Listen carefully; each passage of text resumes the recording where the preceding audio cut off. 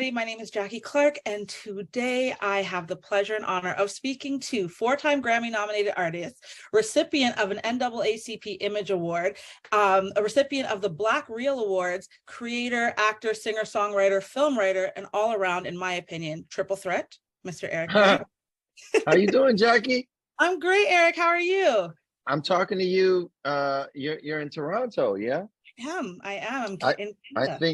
I think that's where I'll be spending Christmas. You know, my wife is from Toronto, and we have a little place in Toronto. So we'll be on, You'll be over here. we'll be on Yonge Street, and we'll be doing our thing. Don't tell everybody, because then they're going to start following you and trying to look for you in the streets. Uh-oh, let's not do that. It's not snowing over here yet, so it's cold, but it's not snowing yet, so you're lucky. Well, you don't have much time before it starts snowing, so enjoy it. That is true. That is true. Well, I'm so grateful to chat with you and so excited to talk about Snap and jump right into it and get to know a little bit more about what you're working on. So, the Snap is going, your new series on ALLBLK AMC networks. For those who don't know, can you give us a quick synopsis of what it is? Absolutely. Snap is an attempt to get people to look at their own social or ethical biases and maybe hold a mirror up to the viewer and say, I know you've been programmed to think about this entire way your whole life, but maybe look at it this way. I think that, well, in every episode, there is a character. His name is AO. And for lack of a better term, AO is God, a very earthly God, a very deceivingly human deity, but he's or she is God. And in every episode, some different actor plays God. And God holds that mirror up to the protagonist in that episode, like, yo, you might need to rethink how you've been operating, because if you don't, it could be catastrophic, or it may be the end of your life. So, and in the process of doing this, we bring up and face head on a lot of social issues that we're all struggling with right now. Everything from global warming to the right to choose, abortion rights, to toxic views towards the transgender community, towards horrible and dangerous ethnic relations. So, we're not afraid to face these issues head on with Snap, and I'm just grateful that I've had the opportunity through ALLBLK to be able to work with talented directors and writers and actors to tell these stories. I love that, and I like that AO is played by someone different each time, so I feel that brings in the element of relatability for a male, female, or whatever the case may be. And then thinking of Snap, it kind of just the name kind of reminds me of when they do, what is his name, Ebenezer Scrooge, when it's like going back in time, it's kind of giving me that kind of concept, which I really enjoy. So how did this concept of a psychological thriller come about? Like, I know you were the creator and writer, how did you come up with this concept? I was actually, in the throes of COVID, like the rest of the world, and I wasn't able to tour. And my family, my wife and the kids, we decided to hop in our RV and just go for this fun little trip across the country.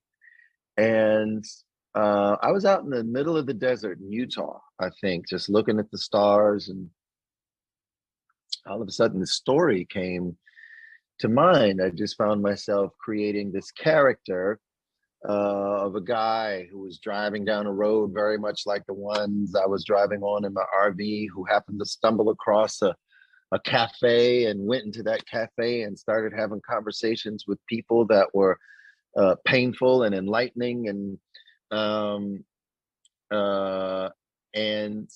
I called a friend of mine, Devin Hampton, who is a director, And I said, yo, I got this idea for a short film. I never thought, initially, I didn't think it was going to be a series. I thought this was just going to be a short film of that one story.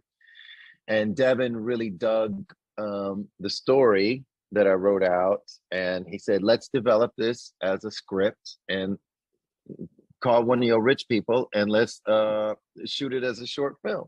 So, so I reached out to Primary Wave, who have been unbelievably instrumental in making all of this come to fruition, and they funded that short film. And after we watched this thing, we realized that, okay, there's so many issues that we are struggling with and trying to maneuver through in the world today. This needs to be a series, like an anthology.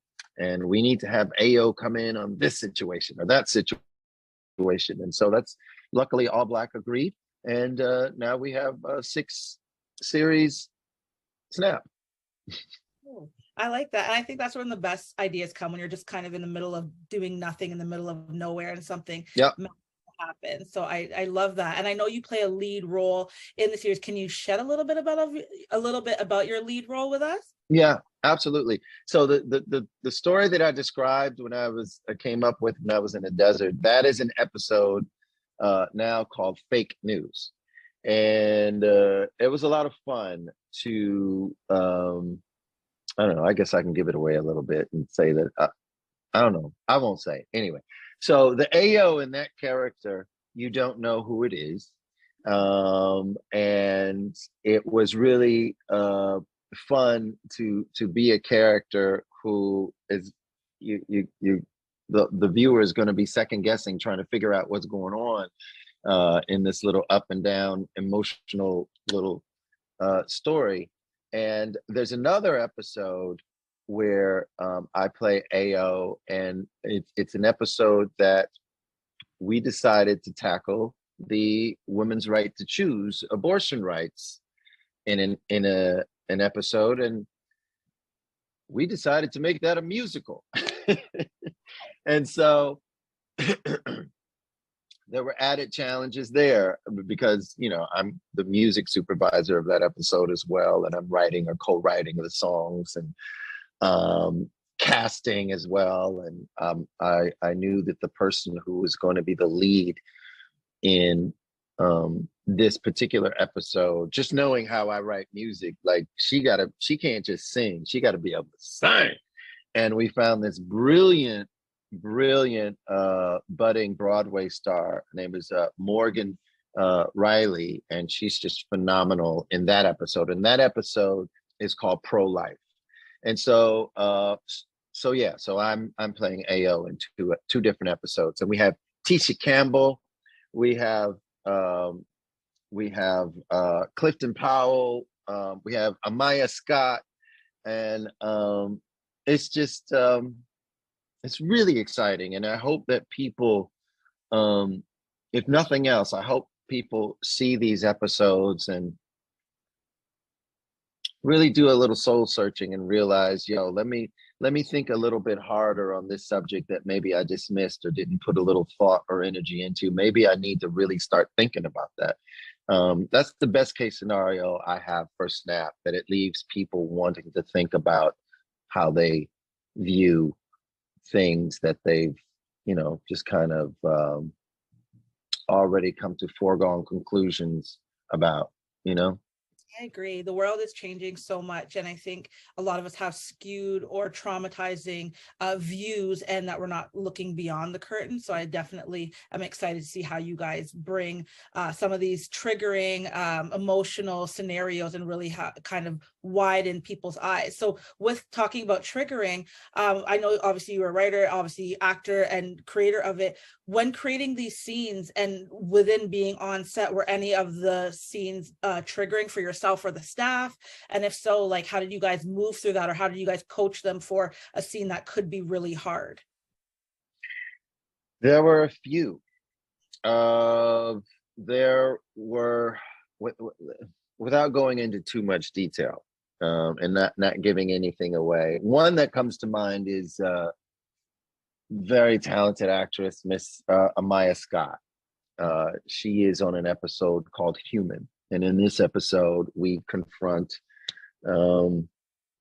preconceived ideas and toxic, dare I say, ideas about transgender people. There was a moment that she was doing a scene, and in order to be present in this scene, it basically meant for her to be traumatized, which is a horrible feeling as a producer of something that I co-created, to watch talent that I asked to be a part of my art go stand over there and be traumatized until we get it right. And it's like, oh man, it was an incredibly difficult day. There was a moment where I had to stop production and just check in and ask if she was okay, and if there was anything that I can do, and do you need for us to stop for a while? And she was just so adamant about, no, we need to shoot now while I'm raw and while these emotions are right on my surface, because this is important. What we're doing is important, and the story that we're telling is important.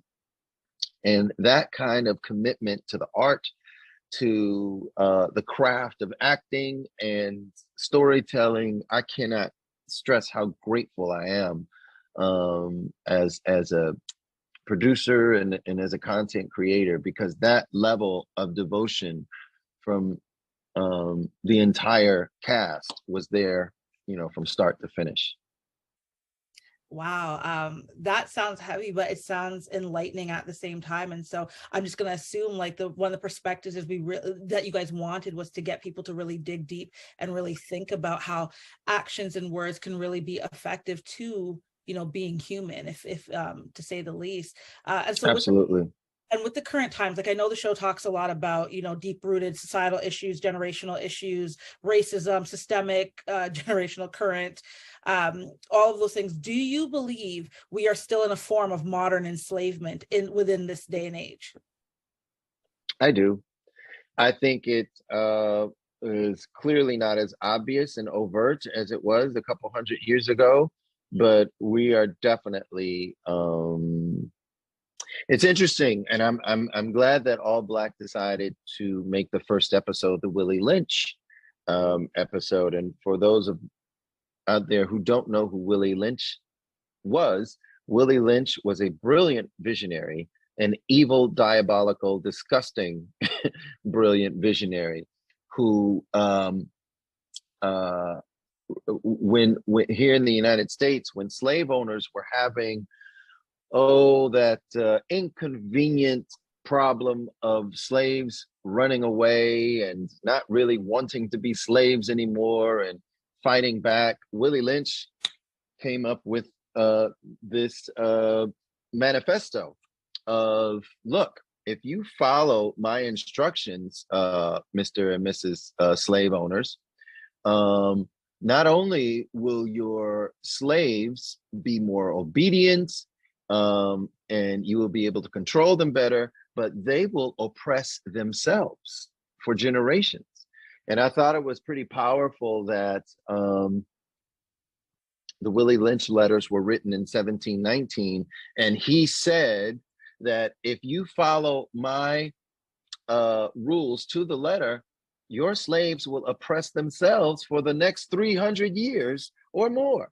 And so I feel as though a very strong argument can be made that within the Black community, we don't have each other's back like other communities do. We don't pool our resources like others do. We don't, anyway. So, so I think that is a very specific form of mental slavery that I think still exists. But I mean, I think there are all kinds of slavery that still exists. There's the slavery of, oh man, you're gonna get me going off into some areas where I may get in trouble. The dogma of certain religions is a form of slavery. There's a consumerism slavery out here that there's a distraction slavery. I mean, we're living in a time now where one man, one egotistical, sickly, frail man can push push a button and end the entire world. But meanwhile, if you turn on television, we're constantly being distracted by stuff that does not matter. Go buy this. Ooh, look at this rapper is dating this new ex-stripper. Ooh, guess who just got a nose job? So it's like all these distractions when there are issues that are paramount to our existence. And I think if the more artwork, the more articles, the more books, the more movies, the more TV shows like Snap, who are at least trying to shed light on some issues that we ought to be thinking about more. I think we can't get enough of that and less of the other. Absolutely. One of the biggest enslavements I find is our phone. We're attached. Like, I know I wake up, and the biggest thing is I grab my phone first before water. I'm guilty. We all are. So definitely I'm guilty. Resonated with everything you said. So to switch it up just a little bit, we are getting into the holiday season, and I know it's a good time of year, but also toggling back on what we talked about in terms of mindset and enslavement. How do you prepare your mind, your body for the roles and projects, or the songs that you create? Like, how do you get into a great space to create your art? Wow, what an excellent question, Jackie. I think every project has its own preparation. I think that with Snap, there were so many different hats that I had to wear. There were so many preparations that needed to happen. Not just the acting, but I'm actually going to be producing and co-producing a musical episode. Let me reach out to some of my friends on Broadway, and because I really want these songs to come off like a Broadway musical. As an actor, let me dig deep with my acting coach, and I'm trying to play this character who's God, but he's a flawed God. He is a very human God. Let's try to create what that looks like. I think with songwriting and music creation, it's a bit more accessible to me because I've been doing it so long. And there's so many emotions in my heart and mind that are instantly are instantly transferred to music. Like if I'm feeling remorse about something, in my mind, there's a soundtrack that's going on to that remorse. Or if I'm feeling happiness or excitement, there's a without any effort at all, there's just music that plays along with it in my personal soundtrack. And my challenge as a songwriter is let me transfer it from here to out here so people can like hear what all this dope stuff that's happening in here. It's a bit more of a challenge now that I'm writing stories, because I'm trying to be an effective story writer, but I don't want to be contrived, and I don't want to tell the same story that everybody else is doing in the same way, and I don't want it to be too predictable. And I'm new to this arena, and I know that I run the risk of looking like a newbie, and maybe I do need to look like a newbie for a little while before I really nail it, and that's okay.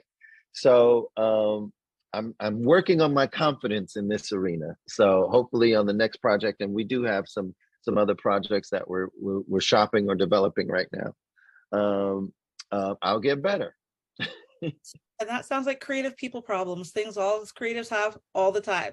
So yep. I could talk to you for hours and for days, but I know we have to wrap this up. So likewise. Thank you. I have two last things. What would you describe your purpose is for this world, if you thought of that? Wow. Jackie, you sure got some doozies, don't you? My purpose. I like to think that my purpose is to love as fearlessly as I possibly can, grow as effectively as I can, and in the process, affect the world as positively as I can through all of my discoveries. I love that. I completely love that. And then lastly, since it's the holiday season, what is your favorite holiday song? But if you wouldn't mind humming or singing it for me, that would be amazing. And this Christmas will be a very special Christmas for me. Yeah.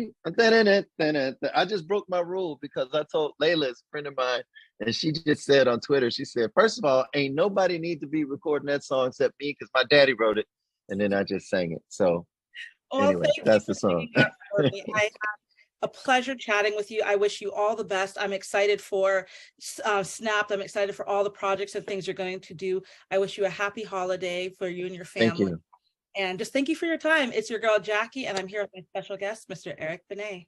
Thank you. Maybe you'll see me at the Eaton Center or something around Christmas time. I hope so. All right.